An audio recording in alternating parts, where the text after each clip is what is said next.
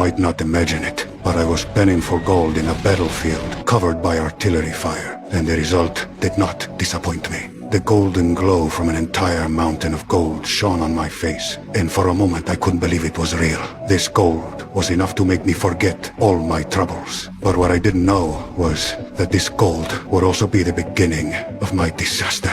I broke the gold into smaller pieces and loaded them onto the horse, preparing to return to the city to exchange them for cash. However, on the way, I ran into Nazi soldiers. As they watched me pass by, they all revealed mocking expressions because they had just looted a village. When I passed by the officer, he stared straight at me. Soon after, a soldier stopped me because they found gold panning tools on the horse's back. After pushing me aside, the bags full of nugget gold were discovered. The soldier then raised his gun and ordered me to kneel. But it was clear they had picked the wrong man. When the other soldiers realized what was happening, they immediately pulled out their weapons to fight back.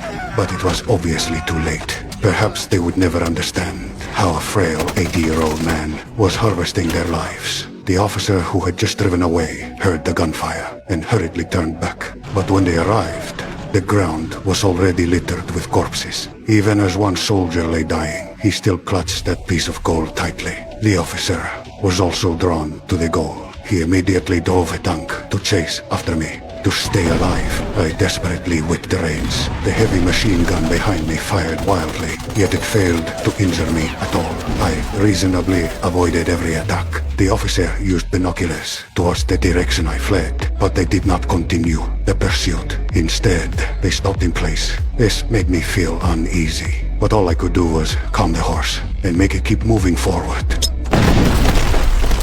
After hearing a sound, the officer let out a laugh. It turned out this entire area was a minefield they had set up. Although I survived, my beloved horse that had followed me for many years was blown apart by the explosion. The blast scattered the gold everywhere. I hurriedly bent down to pick it up, but the soldiers were already closing in. The officer also spotted my gold nuggets, and greed was written all over his face. I quietly picked up a stone, constantly thinking about what to do next. At that moment, the officer gave the order to kill me.